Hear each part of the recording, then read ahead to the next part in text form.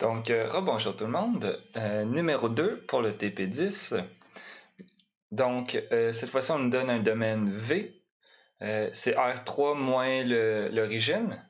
Et on nous donne une deux formes. Ici, là, il manque encore une petite barre. Je ne sais pas pourquoi il n'apparaît pas quand c'est en noir.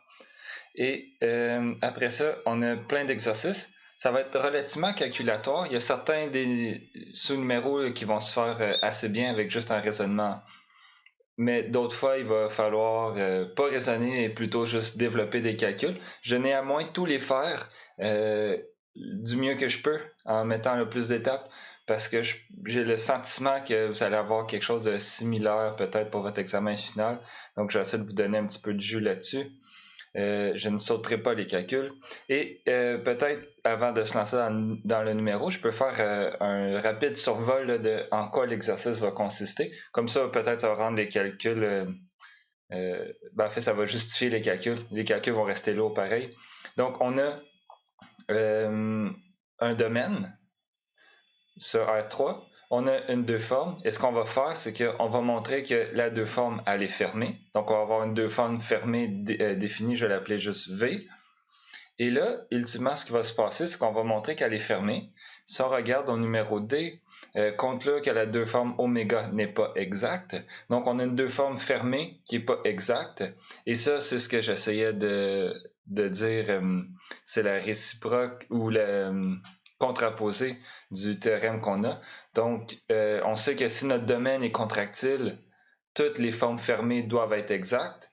Là, on a un domaine. On ne sait pas si c'est contractile ou pas, mais on a réussi à produire une forme. On a montré qu'elle était fermée. On va montrer qu'elle va être pas exacte. Donc, on en déduit que c'est impossible que notre domaine y soit contractile. Donc, en fait, tout le travail de l'exercice va consister à prendre un domaine dont on ne connaît peut-être pas la topologie. Être contractile, c'est une propriété topologique. Et on va extraire à l'aide de calcul de forme différentielle une propriété qui dit qu'on ne peut pas contracter ce domaine-là. Ici, intuitivement, on le sait déjà parce que V, on a retiré son point dans l'origine. Donc, il y a une obstruction à la contraction parce qu'il manque un point. Si cela n'est pas tout à fait clair, j'ai fait une petite vidéo sur la contractibilité. Si jamais certaines personnes ont décidé de ne pas le regarder, vous pouvez toujours le faire. Donc, c'est cela. Sautons dans l'exercice. Enfin, avant même de commencer le A, la première chose que je vais faire, je vais juste réécrire ici. Là, il y a comme une petite fonction qui est mise en évidence, mais on a du X devant notre DY wedge DZ, du Y ici, du Z là. Je vais distribuer ici pour avoir une forme un peu plus claire. Ça va être plus facile pour la manipulation. Donc, TP10, exercice 2. Donc, en fait, la forme qu'on a, c'est oméga, qui est égal à 1 sur x au carré, y au carré, z au carré, le tout à la 3/2. Et ça multiplie x dy dz plus, je pense que c'est y dz dy plus x. Non, ça va être z celui-là. Z dx wedge dy. Et là, comme que j'ai mentionné, je vais juste rentrer le... En fait, ce que je vais faire, je pense que vous n'avez pas besoin que je fasse toutes les étapes. Ce que je veux faire, c'est de l'écrire comme ça ici. Avec juste des fonctions. On va être capable de réfléchir plus clairement et voir plus clairement qu'est-ce qui se passe en faisant ça.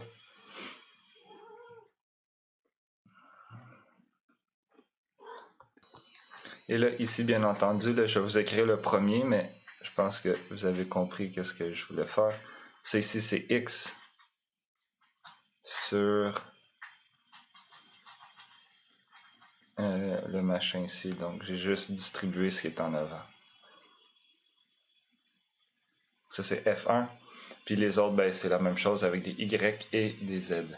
Et même, en fait, ce que je pourrais faire, je vais introduire une notation.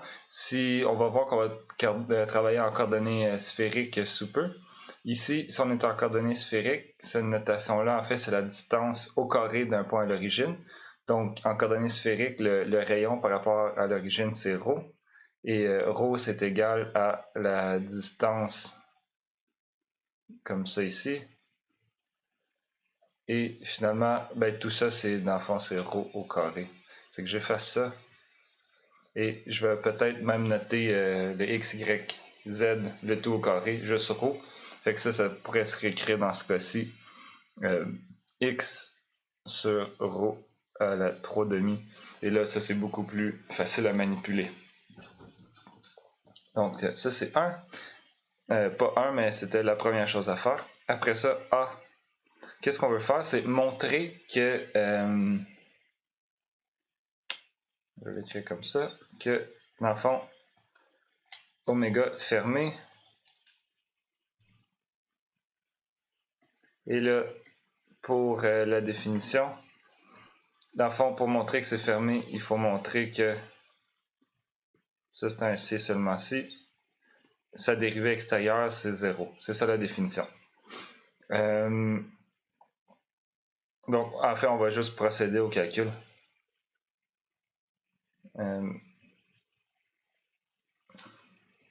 En fait, dans le fond, je vais commencer à rédiger la démarche. Là. Je vais écrire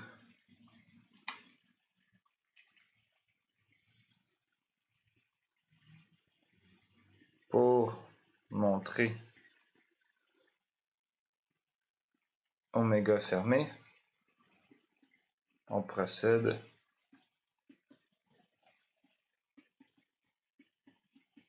directement au calcul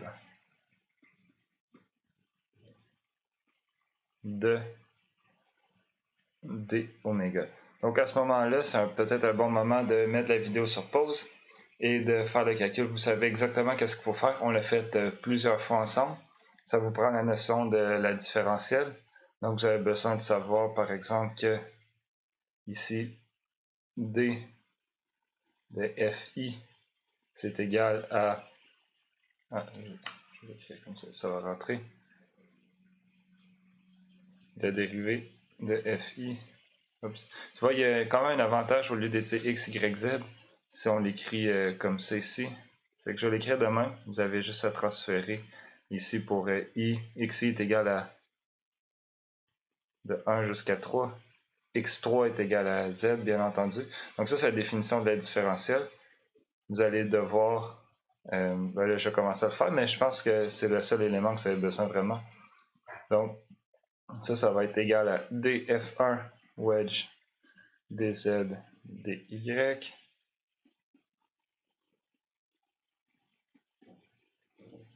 df2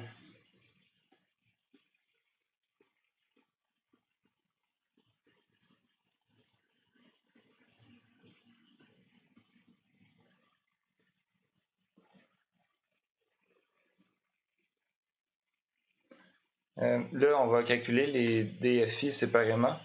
Je vais en calculer un. Ils vont pas mal tout être symétriques. Ou peut-être même avant, je peux faire une étape de plus. Ici, je sais que, dans le fond, ça va ressembler à cette somme-là. Donc, la dérivée partielle de f1 par rapport à x, dx, la dérivée partielle de f2 par rapport à y, dy, etc. Mais quand je vais avoir le dy puis le dz, je vais prendre le wedge, ils vont tous mourir. Donc, je vais sauter ces étapes-là. Ou peut-être pour la première, je vais l'écrire. Je me dis que le but d'une démonstration, c'est justement de faire ce que le manuel ne fait pas. C'est-à-dire les détails peut-être trivial ou niaiseux qui sont évidents pour quelqu'un qui comprend. Mais si quelqu'un ne comprend pas, à ce moment-là, il faut... on ne peut pas cacher les étapes. Donc, j'ai quand même mis 3 petits points. Je ne sais pas si ça m'a sauvé. Donc, on a les autres ici. Et ce que je voulais dire, c'est que, en fait, lui, il va mourir. Lui, il va mourir. Donc, il me reste juste df1 par rapport à x. dérivé par rapport à x, wedge dx, wedge dz. Et là, je vais faire les autres. Donc, dans le fond, ici, le raisonnement est le même. Je vais avoir juste la dérivée partielle de f2 par rapport à y dy. Ça va être un des termes, des trois termes dans ma somme quand je vais développer celui-là. Et le seul qui va survivre, le produit wedge, si vous voulez, ça va être celui qui contient du dy.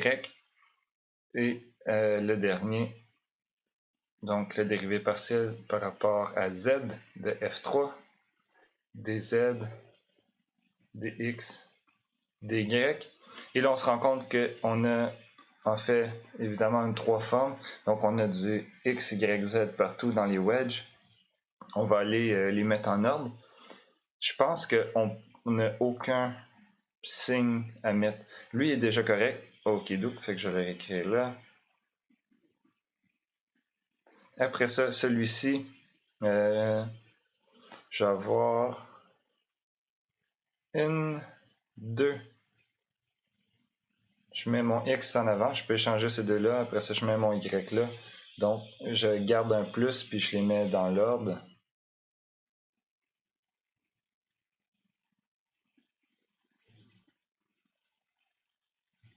Et finalement le dernier, Z il s'en va dans le fond, ça me prend deux permutations.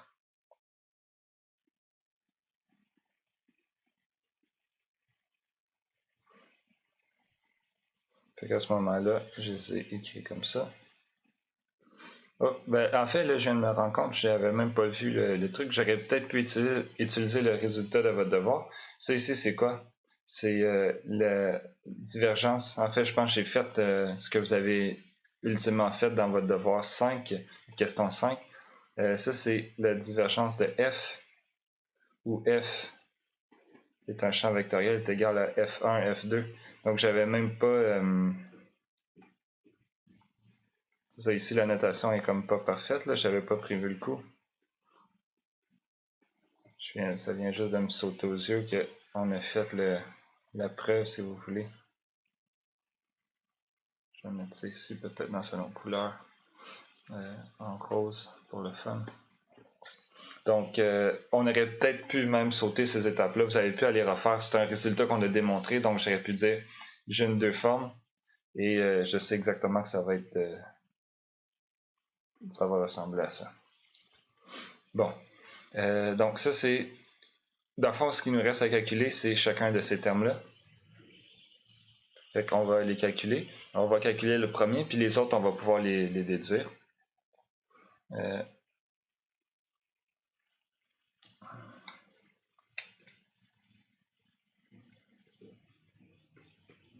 Donc la dérivée ici, elle va être comme celle-là ici, dérivée partielle par rapport à x, c'est quand même lourde.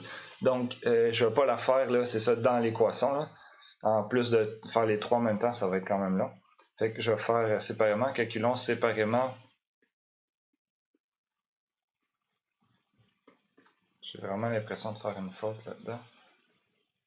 Peut-être un m de plus. Le dérivé partiel.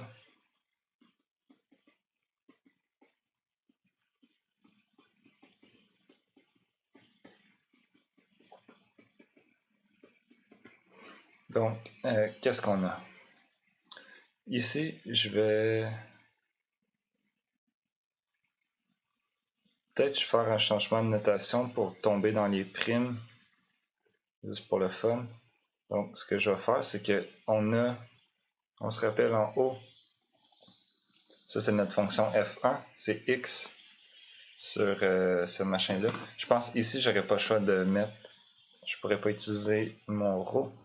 J'ai x sur x au carré plus y au carré, z au carré, 2 tiers.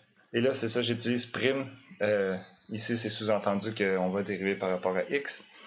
Je vais utiliser la règle du quotient. Donc, on va y aller une étape à la fois, mais j'ai ça ici.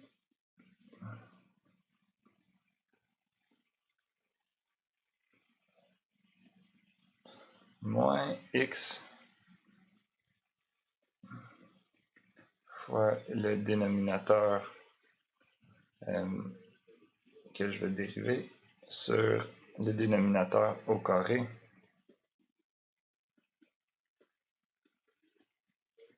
Donc en mettant carré, le 2 en dessous, il s'en va. Et là, on n'a pas terminé. Ici, bien entendu, le x' devient 1.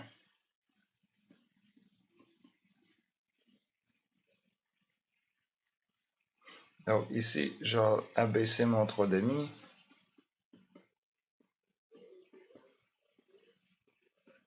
Ici, je vais avoir moins 1, fait qu'il va me rester 1,5. Et là, la dérivée de l'intérieur de la parenthèse, ça va juste être 2x. Et je vais écrire ça comme ça. Maintenant, en fait, le 2, il va mourir avec celui-là. Donc, je peux avoir...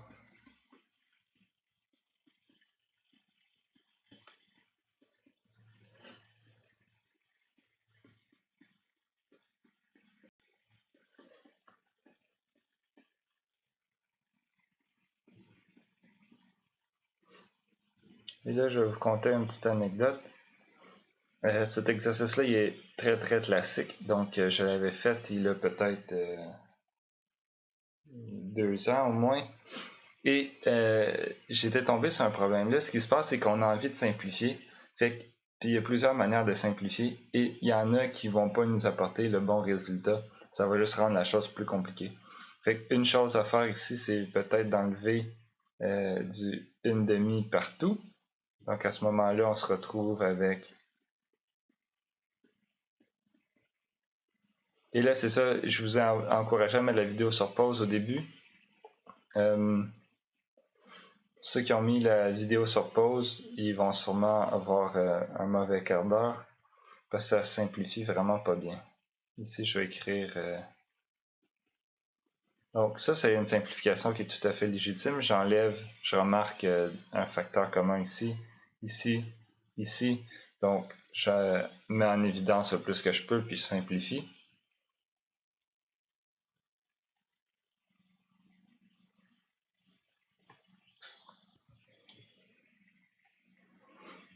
Ici, en fait, ça devient à la 6.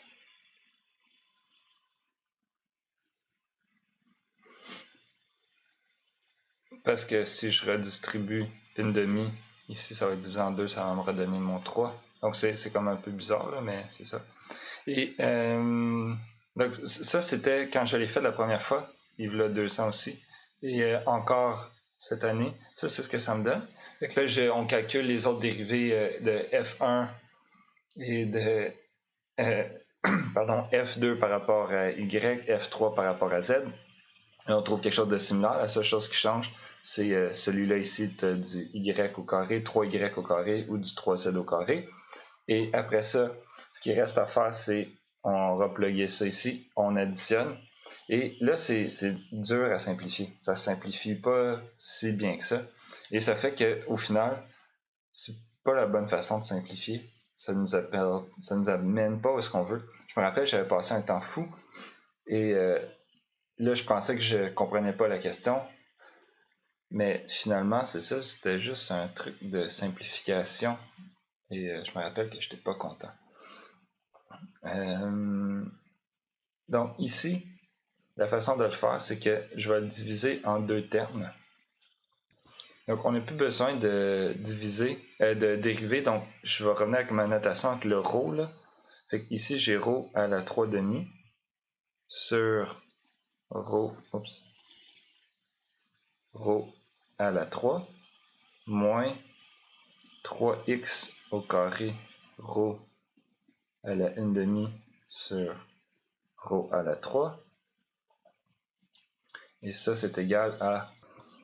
Ici, on peut simplifier. Donc, je vais avoir 1 sur ρ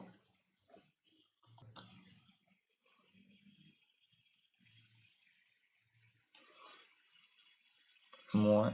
Ici, je peux aussi simplifier les ρ. Donc, après... mettre sur le même dénominateur et simplifier, ça c'est ce qu'on a. Et là, ça n'est pas terminé. On remet ça sur le même dénominateur. Et fouillez-moi pourquoi ça ça marche. J'ai pas peut-être entièrement joué avec. Mais là, ici, je remets sur le même dénominateur. Donc, si je veux mettre sur le même dénominateur, il faut que je multiplie celui-là par ρ. Donc, ici, je me retrouve avec ρ moins 3x à la 2 sur ρ à la 5 demi. Donc, et là, finalement, ρ, je peux l'écrire comme x au carré. Il n'y a plus de puissance. Donc, j'imagine qu'ultimement, cette simplification-là, si on développait le à la 3 ici, là, on pourrait finir par... C'est sûr que ça, c'est égal à ce que je vais écrire là, mais comme le passage se fait pas bien. Et ici, on va avoir quelque chose qui nous permet d'avoir le résultat de façon vraiment plus directe. Donc, lui ici, je peux le laisser comme ça. Et là, qu'est-ce qu'on voit finalement?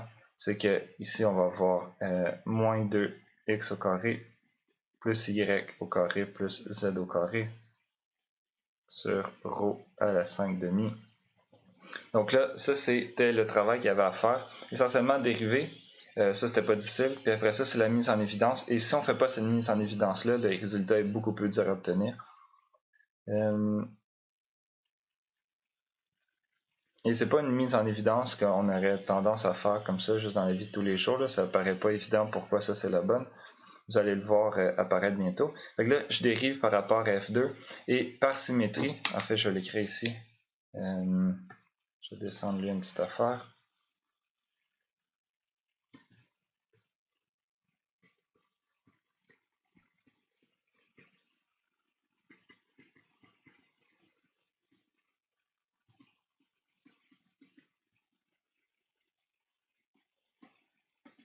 Fait que dans le fond, la seule différence entre F1 et F2, c'est le rôle du X et du Y. Si on regarde en haut ici, dans le fond, si je voudrais dériver F2, la seule différence, c'est que lui, il ne serait pas là, j'aurais Y, mais en dessous, c'est pareil. Fait au final, j'ai exactement la même affaire. Je remplace ce que ça me donne. Si vous n'êtes pas convaincu, faites-le. 2y à la 2 plus x au carré plus z au carré. Donc, c'est ça que ça donne si on dérive tout sur ρ à la 5 demi. Et pour F3, c'est la même chose. Donc, on aurait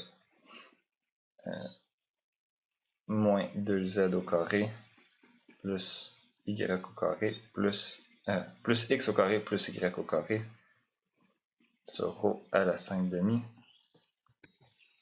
Et là, maintenant, on a presque terminé.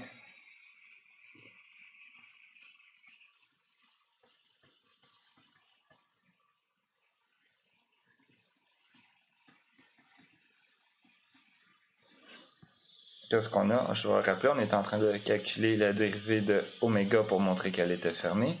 Et on avait montré que c'était égal à d de f1 par rapport à x plus d de f2 par rapport à y plus d de f3 par rapport à z, le tout dx, dy, dz. Et maintenant, ce qu'on a, c'est qu'on a que cette grosse parenthèse-là sont toutes sur le même dénominateur. Enfin, on voit déjà que ça va être 0, mais je vais le faire. Donc, ils sont toutes sur du P du ρ à la 5 demi, fait que je vais écrire ça ici. Je pense que ça va être un peu plus long. Et le premier, c'était moins de x au carré plus y au carré plus z au carré. Donc, ça, c'est celui-ci. Je vais peut-être mettre des petites parenthèses. Après ça, le deuxième, c'était moins 2y au carré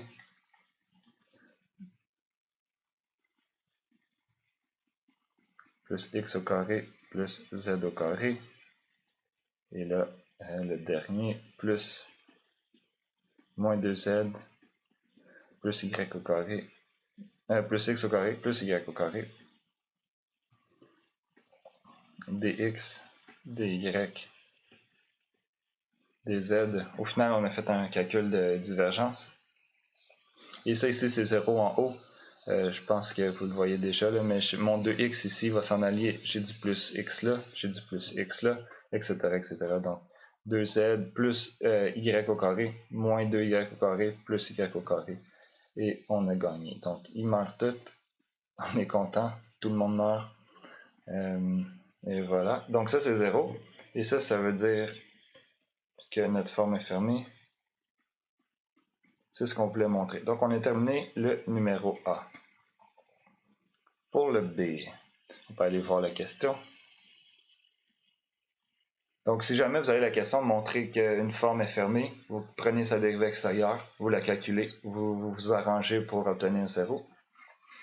Le B, là c'est un calcul de pullback. En fait, je pense que c'est la seule question pénible qui restait. Là, je disais qu'il y avait plein d'autres calculs. Toutes les autres questions se font bien, C, D, E, mais ici le pullback il va être plus lourd parce qu'au final c'est comme calculer un genre de déterminant là, 3 par 3.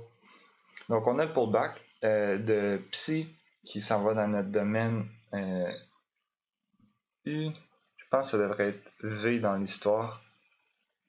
Oui, effectivement, ici il y a une petite erreur, donc ça ici c'est V. Et là, on veut montrer que le pullback de oméga, donc notre forme en haut, c'est égal à sin phi de dφ dθ. Donc, on va faire ça. Je vais le faire au complet, mais c'est ça, c'est juste, ça va être long. Ok, donc j'ai déjà ici retranscrit la fonction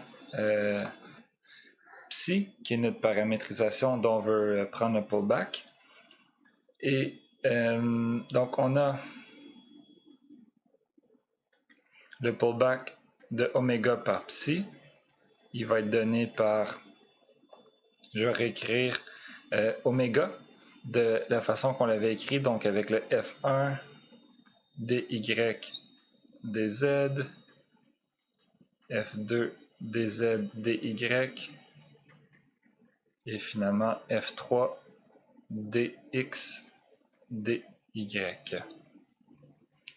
Parfait. Et là, la première chose que je veux faire, en fait, c'est que j'ai remarqué une de mes erreurs, une grossière erreur, un peu plus haut ici. Oui, donc justement ici, quand je donne, ici on se rappelle que les FI, en fait, c'est que j'avais pris le truc qui était devant, puis je les avais distribués devant chacun des wedges. Et donc, par exemple, F1, c'est égal à ça ici. Bien, il y en a sûrement plusieurs qui l'ont vu, en tout cas, je l'espère. Mais ici, quand je simplifie, dans le fond, ce qui est à l'intérieur de la parenthèse, c'est ρ au carré, certainement. Mais ici, donc, dans le fond, j'ai ρ au carré à la 3/2. Donc ça, en fait, c'est ρ à la 3.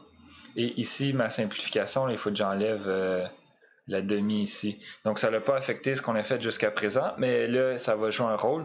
Fait qu'en fait, FI est donné par X sur ρ à la 3, et F2 serait Y sur ρ à la 3, etc., etc. Donc on va garder ça en tête. Mais là, ça ne jouera pas un rôle tout de suite, mais ça ne sera pas très long. Et enfin, donc ici, on se rappelle que la paramétrisation, le pullback par une paramétrisation, c'est en fait la précomposition. Donc, on va avoir F1 rond psi. Ici, les Y deviennent des psi 2, les Z des psi 3. Ici, on a une précomposition. Donc là, on va avoir plusieurs différentiels à calculer.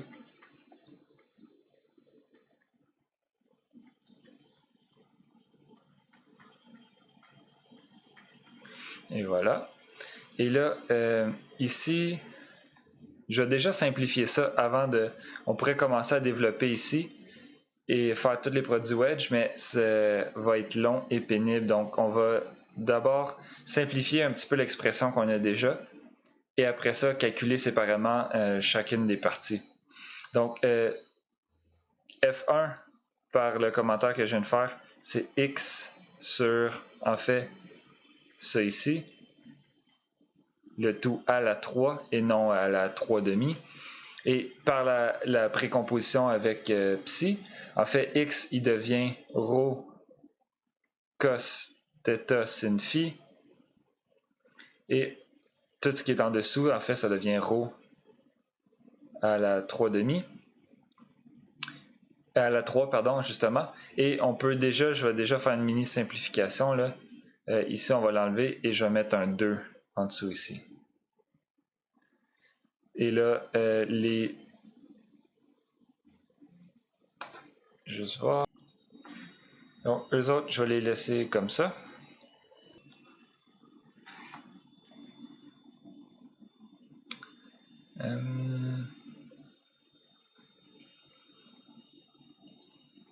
Je suis en train de voir qu'est-ce qui va être le plus économique. Dans le fond, on va laisser ça comme ça. Puis on va faire les remarques comme ça.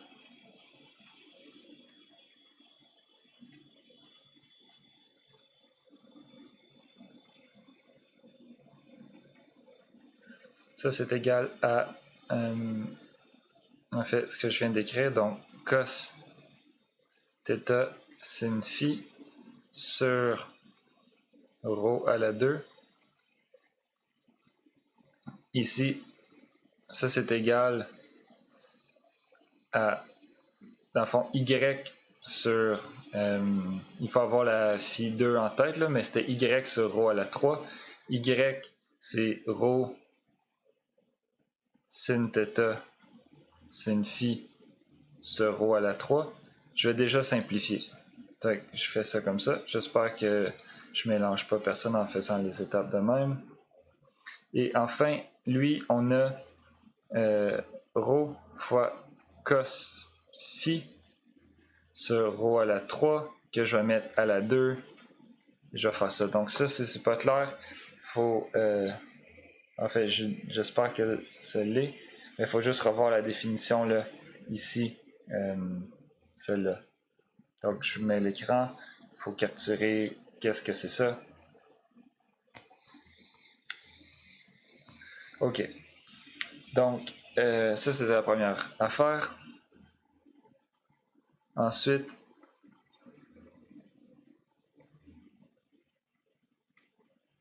calculons les dérivés. En fait, le mot, ce serait le différentiel. Je pense que ce serait le... ou les dérivés extérieurs.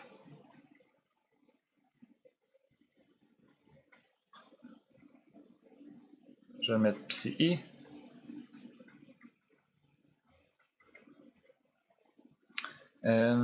Donc, on va les faire en ordre. Psi 1, c'est égal à... En fait, d psi 1, c'est égal à d. Psi 1, c'est ρ cos θ sin phi. Et là, on va avoir trois dérivées partielles à prendre. Donc, la première dérivée partielle par rapport à ρ, ça nous laisse avec cos θ, ici, sin phi.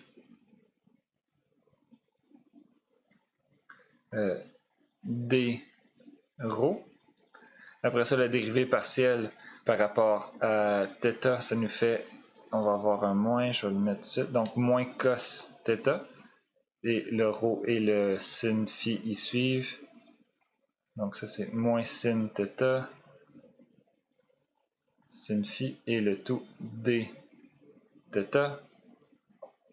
Finalement, le dernier, ça va être la dérivée par rapport à phi. Donc à ce moment-là, on va avoir plus ρ cos θ et cos phi d phi. Et de 1, il nous en reste 2. Donc cette fois-ci, on calcule le différentiel de ρ sin θ sin phi.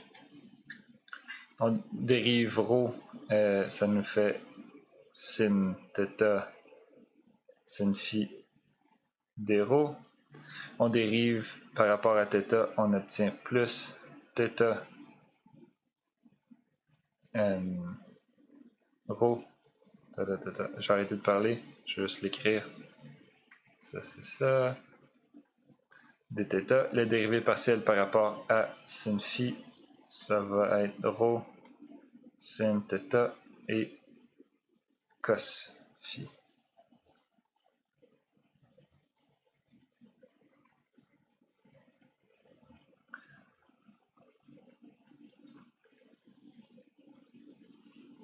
Donc on a rho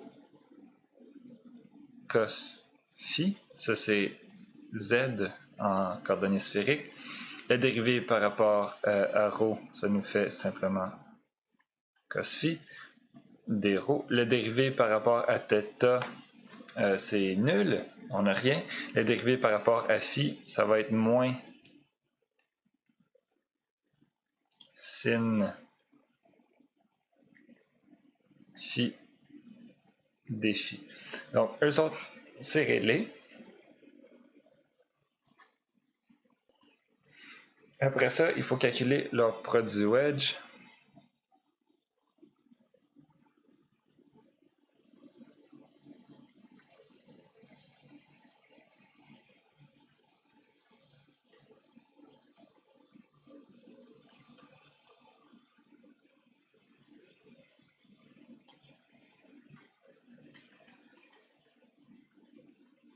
Ou produit extérieur. On va y aller encore une fois dans l'ordre qui apparaît dans notre équation ici. Donc le premier, ça va être d psi 2, d psi 3.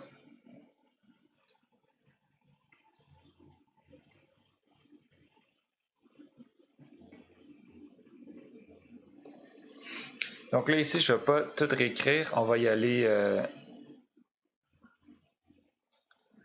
dans notre tête. Je vais peut-être sortir des couleurs. Donc je vais wedger celui-là avec celui-ci et avec celui-là. Donc je vais avoir rho, je vais avoir du cos carré θ et du sin carré phi. Puis enfin, je suis en train de me dire, là, je pourrais peut-être sauter une étape tout de suite. Éventuellement, je vais vouloir wedger celui-là avec lui. Donc, je pense que je vais y aller comme ça en croisé. Et je vais mettre un moins. Donc, je pense que vous êtes assez à l'aise. Sinon, faites juste un crayon et un papier puis vérifiez vos réponses avec moi. Allez-y plus systématique si vous préférez. Donc, ici, je vais avoir plus rho. Donc, ici, on a rho cos θ, sin θ, cos phi, sin phi, et je viens déjà de repérer une erreur. Là, j'ai calculé le wedge tel quel, mais ça je vais l'inverser parce que je veux du d rho des phi. Oh, en fait, non, c'est même pas le bon. Je vais le garder parce que, ultimement, on va l'utiliser. Je le mets là pour le côté et je vais mettre ça ici. Dans le fond, ce que j'ai, c'est ça, c'est d rho des θ. Je vais enlever mon rose en haut là. En fait, c'est lui ici que je veux. Je veux faire, dans le fond, tout ce que je vais mettre, je peux peut-être mettre une parenthèse tout de suite, là, vous allez comprendre. Vous aviez déjà compris. Ça, c'est tout ce qui va être d rho dθ.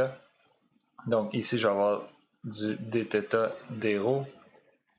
Et je vais l'inverser, donc je vais ramasser un moins. Donc en fait, ici, j'ai un moins, donc je vais mettre mon plus. Fait que j'ai rho, et là, j'ai sin carré θ et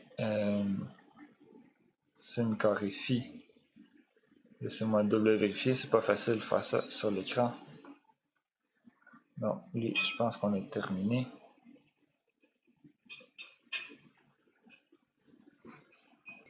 Donc, allons-y maintenant pour tout ce qui va être du d rho des phi. En fait, ici, ça c'est phi.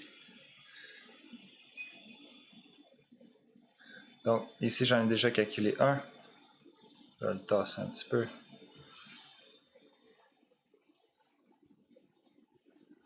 Ça devrait faire la job.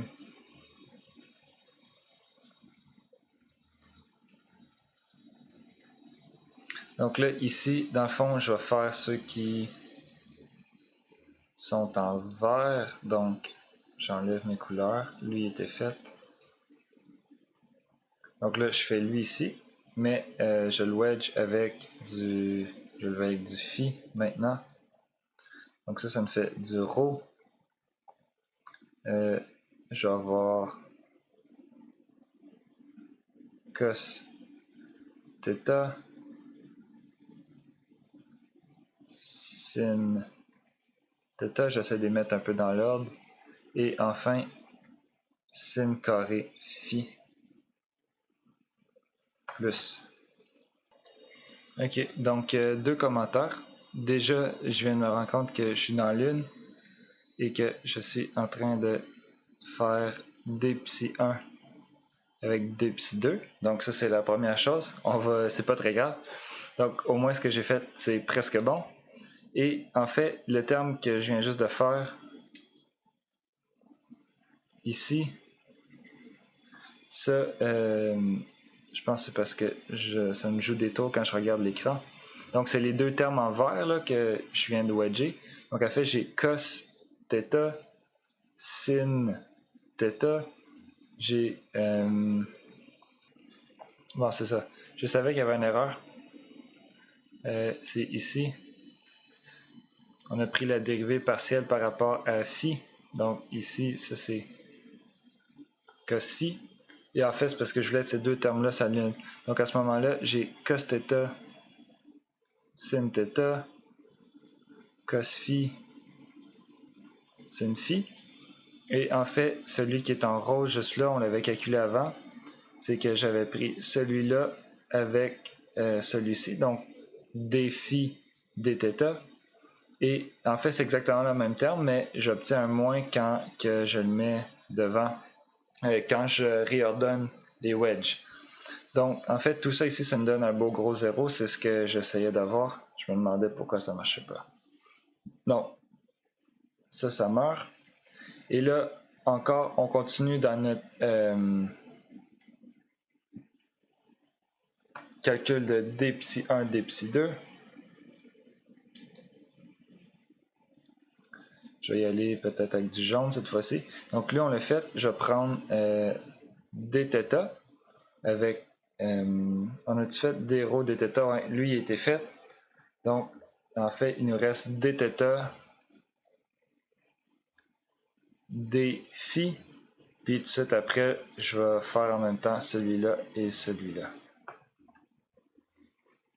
Donc, allons-y. On va avoir moins rho au carré sin carré θ. Et je vais avoir cos phi sin phi. J'essaie de mettre les θ avant les phi et les cos avant les sin. Et enfin, celui-ci, on va avoir moins rho carré. Le moins, il provient du fait que je vais changer le wedge de place. Et après ça, j'ai du cos carré θ. Et j'ai cos phi sin phi. Et le tout devant dθ d phi. Donc, on peut déjà faire du ménage dans cette expression-là. Ça va être plus simple que de le traîner. Donc, ici, dans la première parenthèse, je vais peut-être y aller en vert. Je peux mettre du rho sin. Si je mets rho et sin carré en évidence dans chacun des termes, dans le fond, je me retrouve tout ça qui multiplie cos carré θ plus sin carré θ. Donc, au final, j'ai vraiment juste ça ici. Et ça, c'est devant d rho dθ. Après ça, le deuxième, on avait dit que c'était 0. Ça s'annule. Et pour le dθ d phi, ici, qu'est-ce qu'on peut mettre en évidence? Je vais aller avec le vert encore. Je peux mettre du moins carré rho de chaque côté en évidence. Je peux mettre du cos phi sin phi de chaque côté en évidence. Qu'est-ce qui va me rester? Sin carré θ plus du cos carré θ. Donc au final, tout ce qui me reste devant ce wedge-là, c'est du moins... Oups, je veux pas du vert.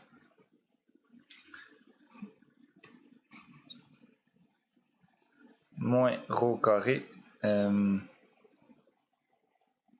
Cos phi sin phi.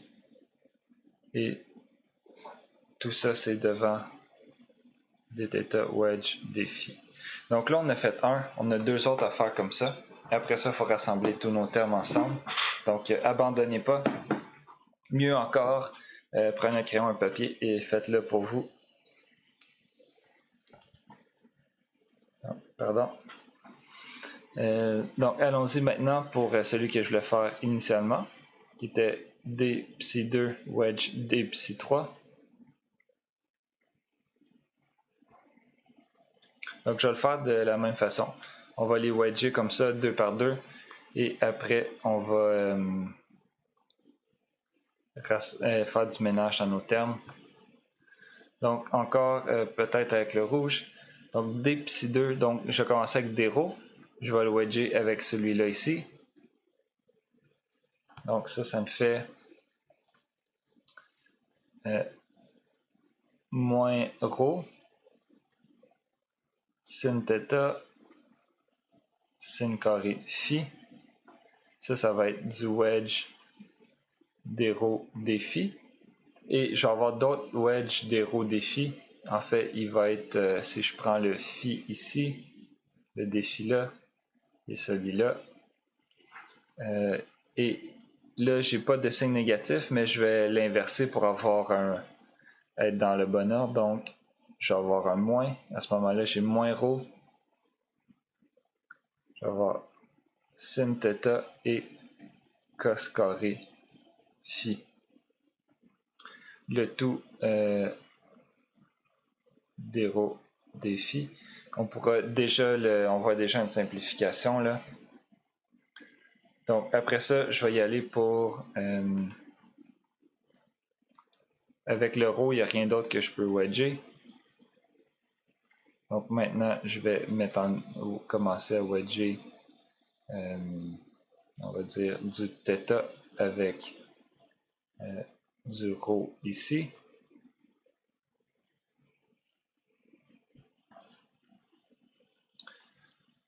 Et j'aurais déjà ramassé un moins. Donc moins cos θ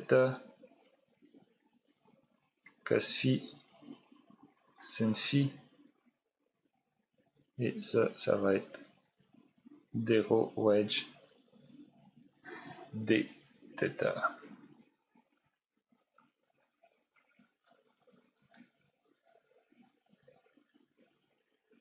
Maintenant, je vais faire celui-là avec celui-ci.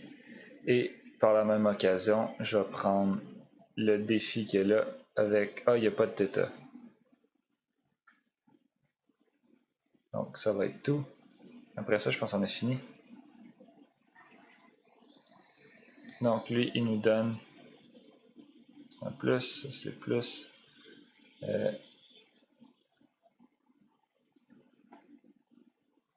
Moins rho au carré cos θ sin carré de phi. Et ça, c'est dθ wedge d phi. Je ne sais pas pourquoi lui est rendu jaune. Je me dis à cracher quelque chose.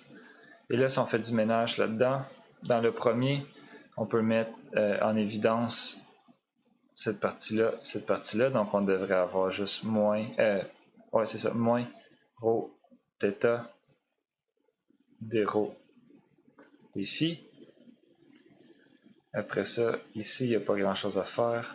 Moins rho cos θ cos phi sin phi d rho dθ. Et finalement, lui non plus, il n'y a pas grand-chose à faire.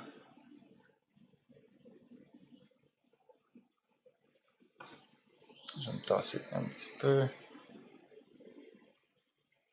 Et je vais me monter en fait aussi.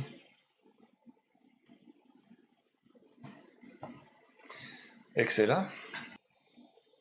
Poursuivons. Plus qu'un seul.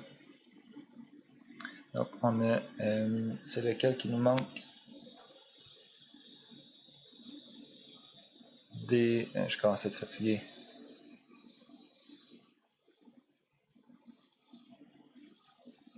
Phi 3, Phi 1. Psi 3, Psi 1.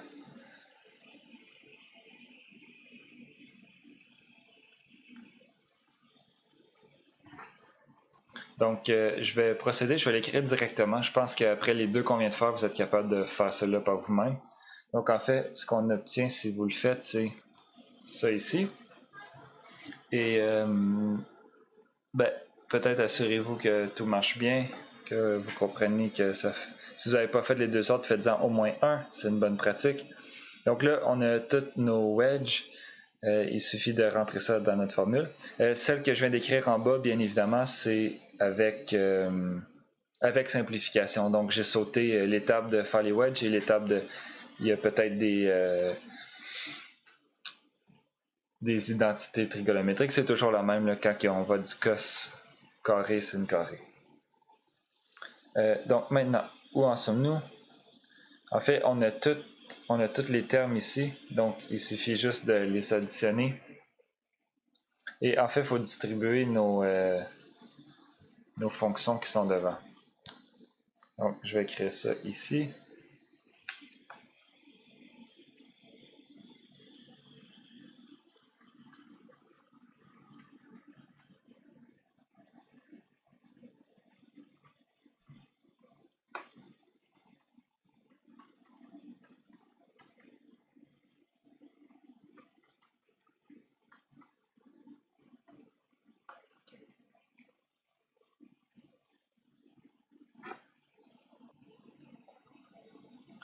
Donc, on a...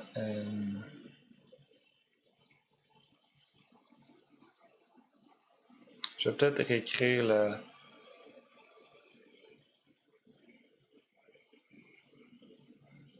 Donc, ici, si on les met dans l'ordre, F1 rond psi, pas tout ça, F1 rond psi, ah, en fait, c'est ça ici, je sais tout oublié, là. Ça, c'est rond psi, ça, c'est rond psi, ça, c'est rond psi.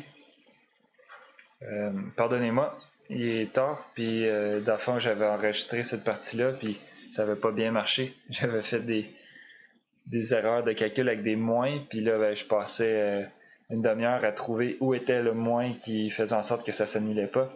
Donc là, c'est pour ça que je recommence et il est tard. Donc, donc lui ici en vert, on a ça. Donc ça va être, on avait dit que c'était cos θ sin phi sur du rho au carré devant le gros machin qu'on a calculé.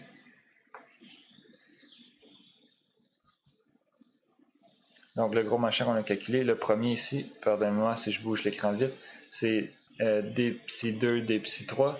D psi 2, d psi 3, c'est le dernier en bas ici. L'avant, c'est celui du milieu. Fait que je vais réécrire ça. En fait, je vais recopier ça. Peut-être au moins un des avantages à ne pas travailler sur un tableau. Oups. Alors voilà. Je peux même le rapetisser un petit peu.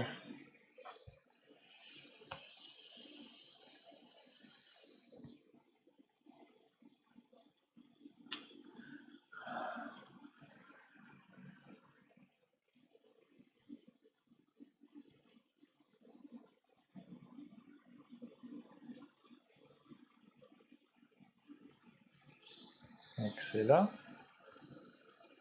Donc ça, c'est le premier terme.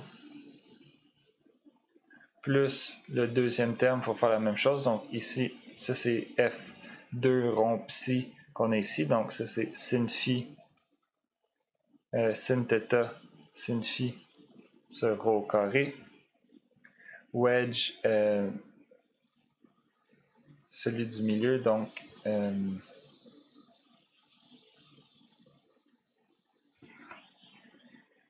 pense que c'est celui en bas ici.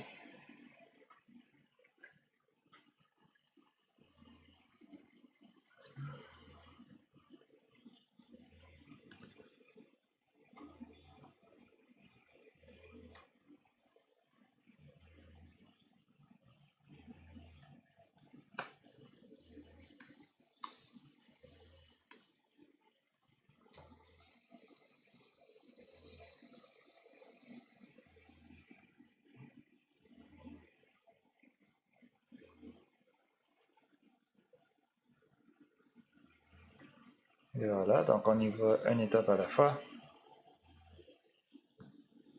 Et je vais faire le troisième, je vais mettre sur pause, mais dans le fond, F3 rond psi, ça nous fait cos phi sur rho, en fait ici au carré aussi. Et là, je vais copier-coller la dernière fonction. Et voilà. Donc là, il reste à distribuer ça, simplifier ça, et après ça, rassembler tous nos wedges ensemble, en ordre, genre tous les défis des rho. Ça devrait pas être si mal. En fait, ce que je pense faire, je vais peut-être le faire même sur une ligne, non peut-être pas, on va recopier. Donc ici, en fait même pour simplifier, si vous voyez, là, tout ça c'est une grosse somme ici, et devant chaque terme, j'ai du 1 sur rho au carré. Donc je serais tenté de juste tasser mon rho, je vais l'envoyer de l'autre côté de l'équation, juste pour pas qu'il soit dans les chambres, puis on, on dealera avec à la fin.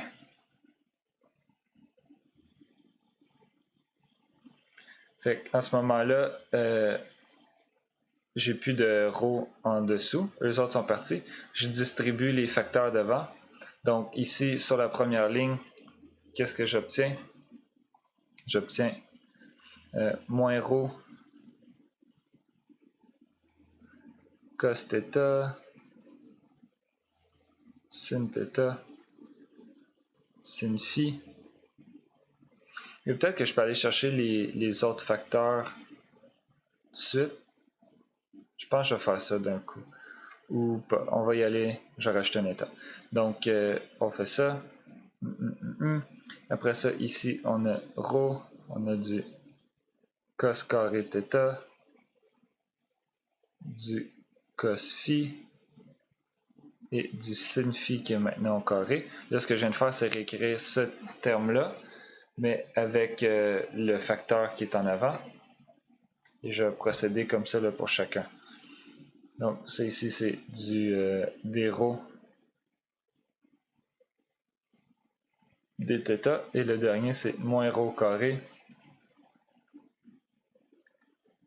cos carré θ et sin à la 3 phi dθ d phi. Pour la deuxième ligne, on a rho cos θ, sin θ, sin phi, d rho d phi. En fait, ici, je viens de me rendre compte que j'ai pas mis mon d rho d phi.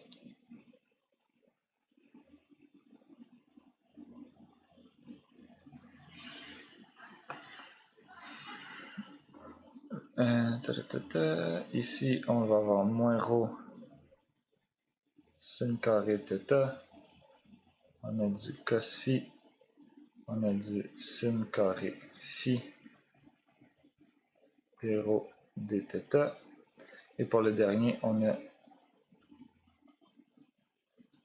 rho carré sin θ au carré et sin phi à la 3.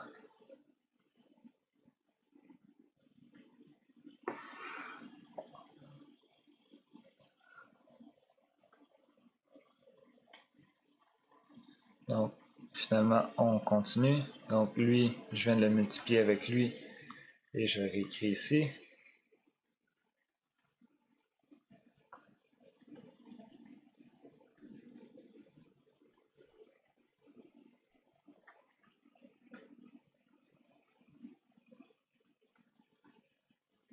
Donc là, on voit presque la lumière au bout du tunnel. Il nous reste une étape avant de faire du ménage et de vérifier là, si on n'a pas fait d'erreur de calcul. Ça devrait marcher. Donc, où en est-on? En fait, là, ce que je veux faire, c'est que, ultimement, ce qu'on a dans notre somme, c'est que j'ai du défi dθ ici. Je pense que j'ai allé un par un. Je vais même utiliser le surligneur. En fait, je les ai les trois ici. Et voilà. Donc, je vais juste tout mettre ça devant le même facteur ici.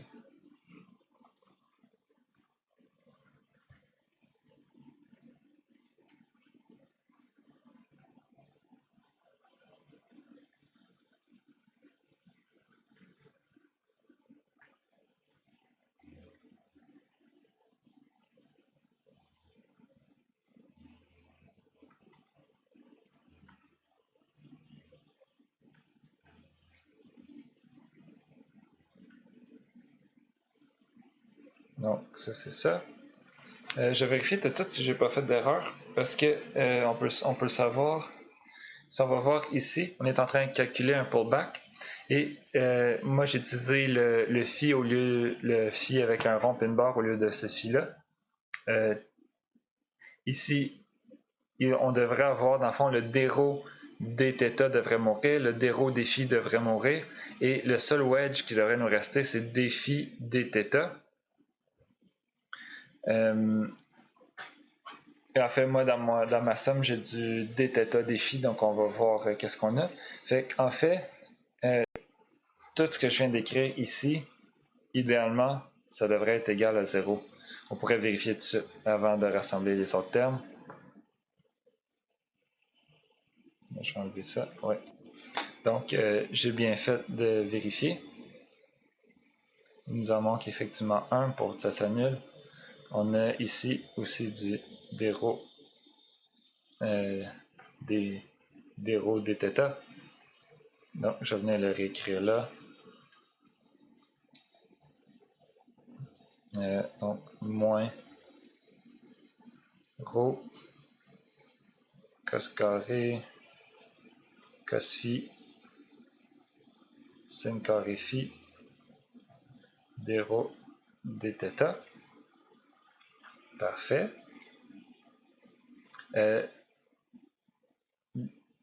Dans le fond, ouais, peut-être qu'on vérifie tout de suite si ça s'annule, pourquoi pas. Je vais faire ça en jaune. En fait, il y en a deux qui meurent. Donc, celui-ci, il est pareil que celui-là. On a, ici, il manque mon cos θ, là, mais cos θ,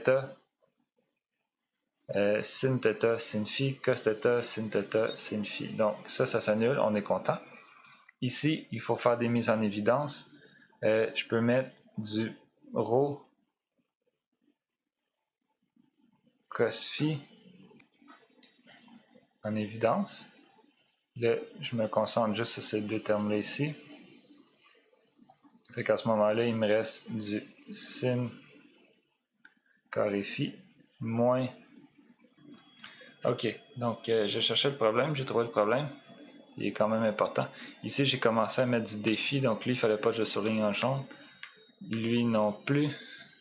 Puis je n'avais oublié un autre qui n'était pas le bon.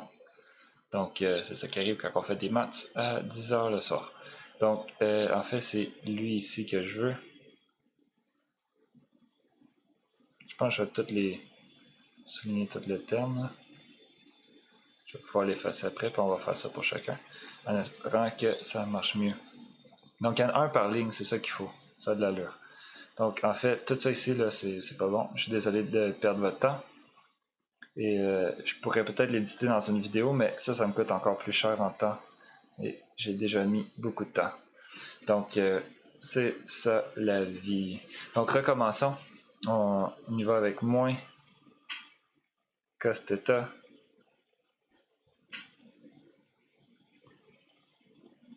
cos phi sin carré phi Ça, c'est du d rho dθ. On est content.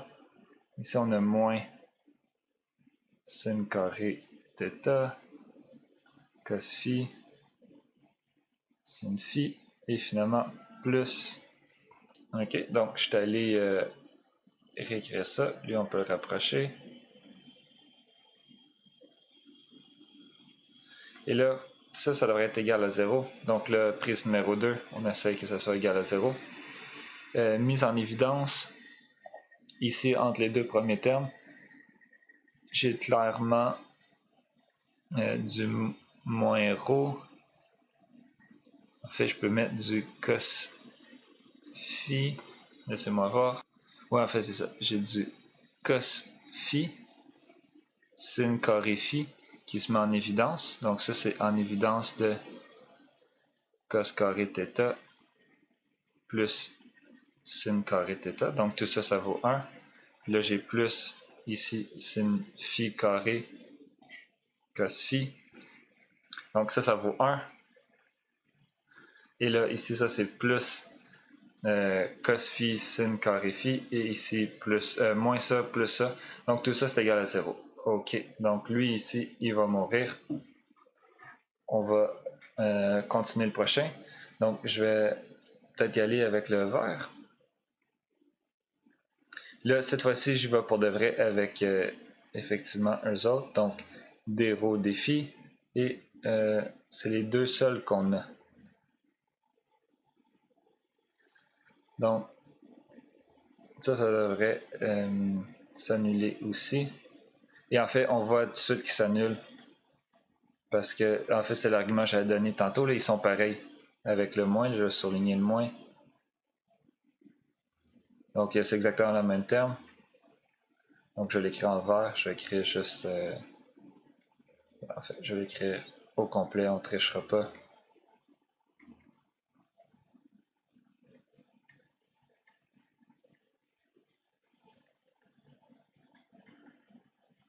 Donc, tout ça, c'est égal à 0. Et lui va mourir. Et là, le dernier, on veut qu'il soit égal... ben pour nous, ça va être moins sin phi.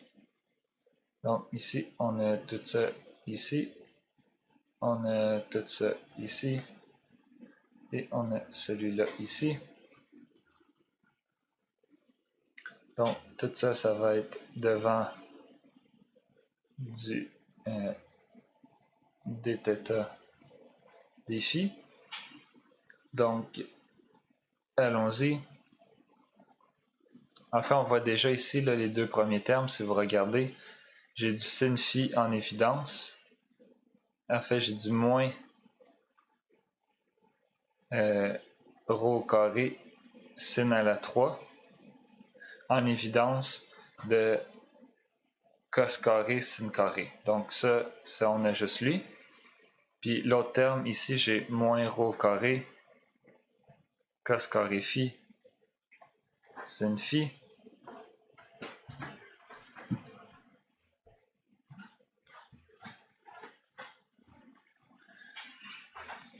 Et ça, est-ce que ça s'annule?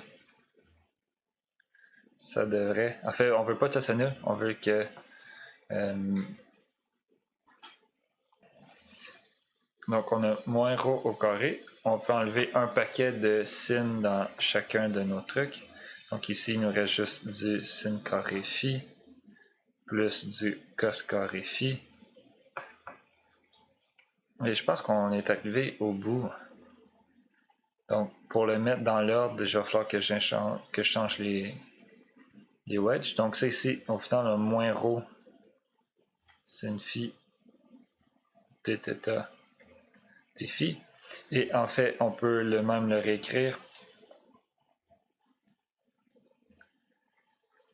On se rappelle que j'avais tassé de l'autre côté ici un rho. Donc, il va s'annuler avec celui-là qu'on a là, ici. Fait qu'au final, j'ai moins sin, machin, machin. Et là, j'ai l'inverse pour enlever mon moins, juste pour avoir exactement la même forme que Frédéric, avec le phi en premier. Et voilà, donc on peut encadrer notre réponse. on est arrivé jusqu'au bout de notre calcul. Et c'était la partie la plus longue du problème. La suite du problème se fait avec des raisonnements plus astucieux, moins laborieux. C'est cela. Donc, on va continuer avec le numéro C.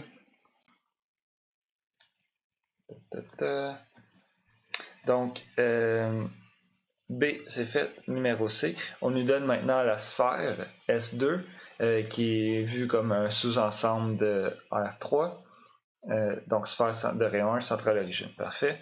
Donc, au sens de l'équation 2 du TP9, en fait, tout ça, ce qui veut juste dire, c'est que on est en train d'utiliser la définition qu'on avait de l'intégrale. Donc, on va intégrer notre forme oméga, qui est notre forme en haut ici.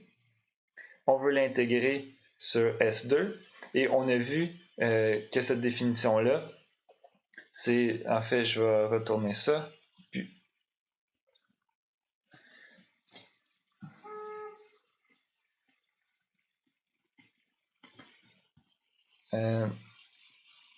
l'intégrale sur S2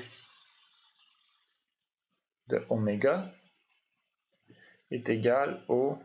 Là, on rappelle que phi va de D dans S2, c'est une paramétrisation. C'est les coordonnées sphériques, donc c'est une paramétrisation où est-ce qu'on a fixé le rayon est égal à 1. Donc, on prend le pullback de oméga et on calcule sur D. Donc ça, c'était, je peux le mettre ici pour rappeler, c'est dans le TP précédent. On avait un peu justifié que, en fait, quand on calculait le pullback comme ça nous donne exactement ce que ça nous donnerait si on voulait intégrer le champ vectoriel. Si, mettons, peut-être que je fais ça en rose, mais ça va être un rappel du TP précédent. Si je veux intégrer le flux de F le long de S2, donc ça c'est la notation. Et là, comment je fais pour calculer? Je trouve une paramétrisation de S2. Et là, je vais intégrer, si vous voulez, je peux utiliser la notation d'intégrale double sur D. Où est-ce que, une fois que j'ai la paramétrisation, je peux utiliser, je peux trouver un vecteur normal. Et donc ça, c'était notre paramétrisation. Et on avait observé qu'à un wedge près, je vais mettre un petit égal avec un point d'interrogation au-dessus ou un point d'exclamation presque égal à le pullback de notre forme où, en fait, oméga, c'était égal à F1 dy dz, etc. Donc, avec les F1 ici. Et c'est ce qu'on a. Donc, en fait, c'est juste ça. Et là, il nous dit maintenant, quelle est la valeur de cette intégrale? On est en train d'intégrer notre forme. On utilise un résultat, une définition qu'on a vue auparavant. Et donc, ça ici, ça va être égal à l'intégrale de... c'est ça. Ben, là, la définition peut-être elle est là. Puis ici aussi, il y a un autre passage, c'est qu'on enlève les wedges. Donc ça, c'est égal à sin phi dθ wedge d phi. Et là, la définition de l'intégrale nous permet d'enlever ça ici. Et on met nos bornes de paramètres. Donc, θ il va de 0 à 2π. Phi va de 0 à pi. Et là, heureusement, ça va être plus simple que le calcul de pullback précédemment. Donc, dθ, je peux le calculer tout de suite. Ça va être 2π. Et en fait, sin phi, son intégrale, c'est cos. En fait, moins cos phi. Et là, de 0 à pi. Je vais mettre les parenthèses parce qu'on a beaucoup de moins qui vont apparaître.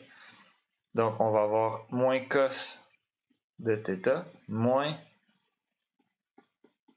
cos de 0. Ouais, ici, ça pourrait être juste des parenthèses rondes. Et là, ça ici, c'est moins 1. Il va y avoir beaucoup de moins. Au moins, c'est pas si pire. Ici, à l'intérieur, on va avoir moins 1 encore parce que cos de 0, c'est 1. finalement, ben, on simplifie tout ça. On a 2 dans la parenthèse, fait que ça, c'est notre réponse. Donc, l'intégrale ici, ça vaut 4pi. On va avoir besoin de ce résultat-là sous peu. Donc, ça, c'est notre intégrale qu'on a calculée, dans le fond, à l'aide de la définition de l'intégrale d'une forme sur une variété, sur S2. Donc, ça, c'était le D, le C. Nous sommes maintenant rendus au D.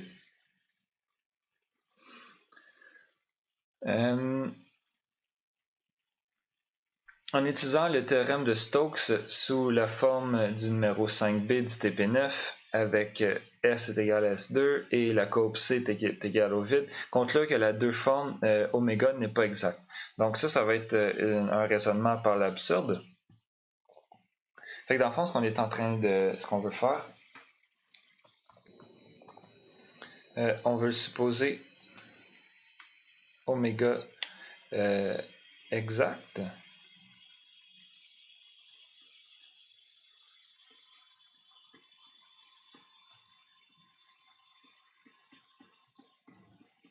Ici, je pourrais rajouter par l'absurde. Donc, oméga est égal à d de lambda pour un certain lambda qui est... oméga, c'est une deux formes, donc lambda, ça va être une forme sur notre domaine V.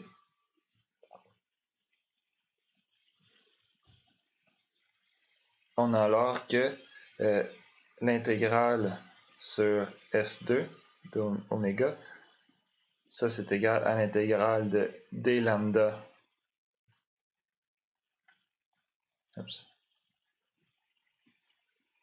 sur S2. Donc ici, j'ai juste réécrit oméga. Je n'ai pas utilisé de théorème, je n'ai pas utilisé de proposition ou quoi que ce soit. J'ai vraiment juste... c'est ça.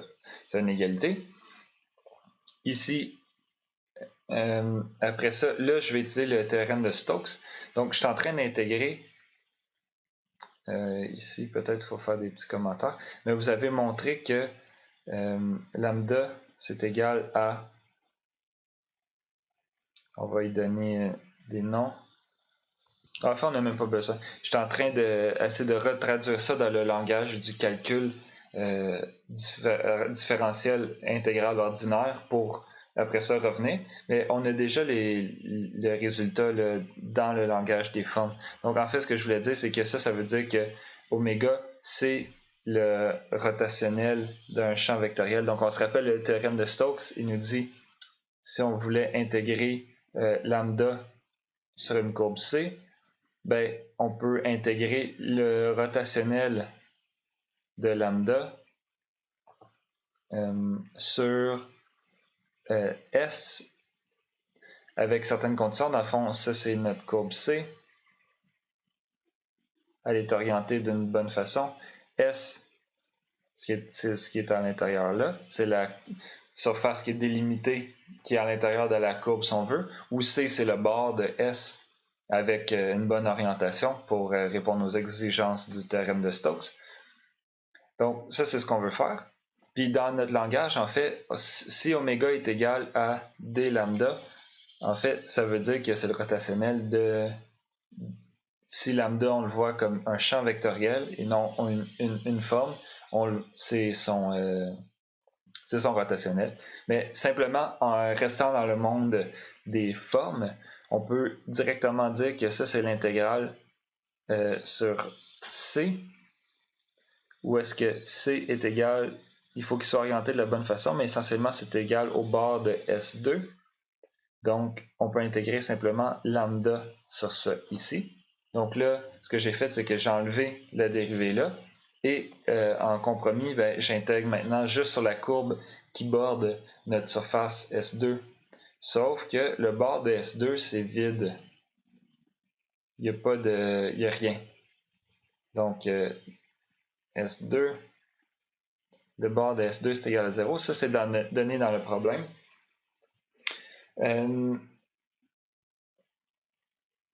En fait, c'est parce que c'est une surface fermée. Elle n'a pas de bord. Mais de façon intuitive, si vous voulez, on peut s'imaginer que le bord, si vous étiez un être vivant qui vivait à la surface d'une certaine variété. Là, c'est sur la sphère. On peut s'imaginer une fourmi aussi. Est-ce qu'elle pourrait marcher, puis après ça tomber, aller jusqu'au bord, puis après ça littéralement tomber? Donc si j'ai, mettons dans la surface ici, si ça c'est dans R3, cette surface-là, je peux me promener le long de la surface et éventuellement, ben oups, je peux tomber du bord. Donc ça c'est l'idée qu'on peut avoir du bord et c'est suffisant, ça correspond bien à l'image qu'on a. Et ici, la surface, dans le fond, tu pourrais marcher autant que tu veux sur la surface, mais tu n'arriverais jamais à tomber. Donc, c'est comme sur notre planète Terre, on peut voyager en bateau sans tomber sur le bord de la planète. Donc, ici, ça, c'est égal à 0. J'essaie juste de vous convaincre intuitivement que ça n'a pas de bord. Donc, en fait, on est en train d'intégrer un intégral sur un intervalle de 0. Donc, le champ vectoriel le long d'une courbe vide, ça, on sait que c'est 0. Donc là, ce qu'on vient de trouver comme résultat, c'est que l'intégrale de oméga le long de sur S2, c'est égal à 0. Et ça, c'est une contradiction avec notre résultat précédent. Donc, comment on écrit ça? On avait supposé oméga exact. Or, ceci contredit notre résultat.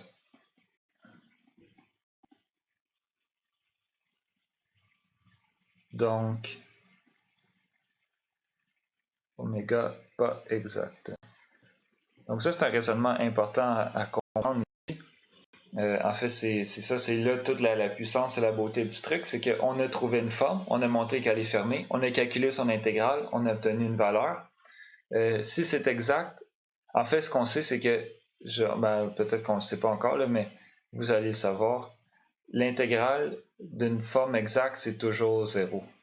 La même raison sur une surface fermée. La même raison que si je prends une courbe fermée, vous avez vu ça, si je prends une courbe C qui est fermée et que j'intègre un champ conservateur dessus, ça va être 0. Donc l'intègre, ça c'est C. Vous avez déjà vu ça, puis si on l'a utilisé, là, en fait c'est juste parce que l'intégrale, ça vaut peut-être la peine que je prenne 30 secondes là-dessus, l'intégrale d'un champ conservateur sur, on va dire, AB, sur le début et la fin de notre courbe C. Si on avait une courbe C, ça je pense que j'en ai parlé à la fin de la dernière vidéo, là.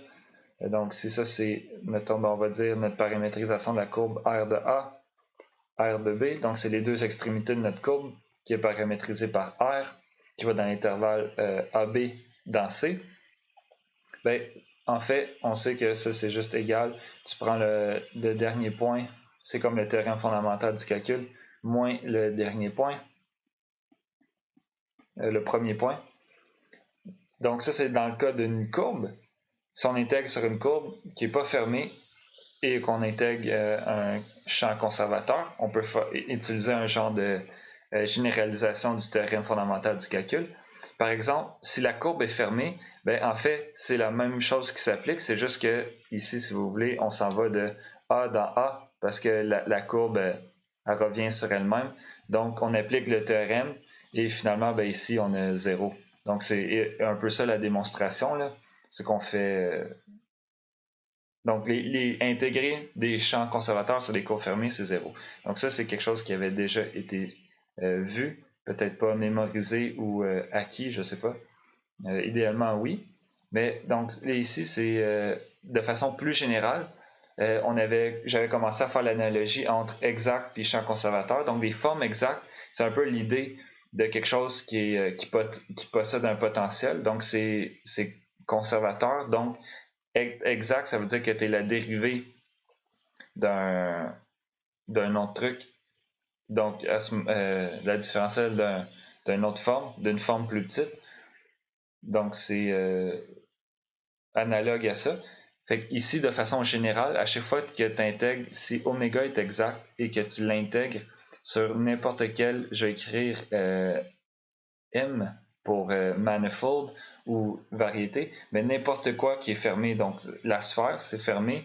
Ça peut être un cylindre, pas le cylindre infini, mais le cylindre fermé. Un cube, si tu intègres quelque chose qui est exact sur quelque chose de fermé, c'est 0. Pour la même raison, essentiellement, qu'un champ conservateur sur une courbe fermée, c'est 0. Donc, en particulier, on est en train d'intégrer quelque chose d'exact. On aurait pu, ben là, c'est le théorème de Stokes qui nous le donne. Et ça va toujours être ça. Quelque chose qui est fermé n'a pas de barre. Et là, tu appliques le théorème de Stokes et tu te retrouves avec un beau gros 0. Donc, c'est ça. Quelque chose qui est exact intègre à 0 sur des surfaces fermées. Bien, là, on a fait le calcul explicite et en fait, c'est une application là, du théorème généralisé de Stokes. Et finalement, en déduire, ça va être la question la plus facile. En fait, les questions étaient toutes faciles, sauf le B qui m'a fait étrangement travailler. Dans numéro E, en déduire que le domaine V n'est pas contractile, j'ai donné la réponse au début de l'exercice. J'ai donné le raisonnement dans un exercice précédent, mais je vais le réécrire ici. Donc, si V contractile, alors toute forme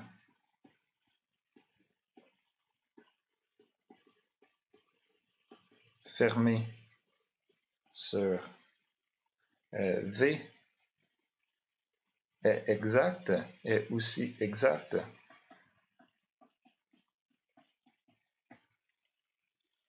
Or, oméga est fermé.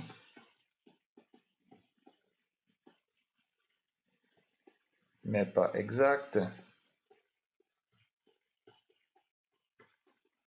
Je vais monter un petit peu. Et voilà. Donc, V ne peut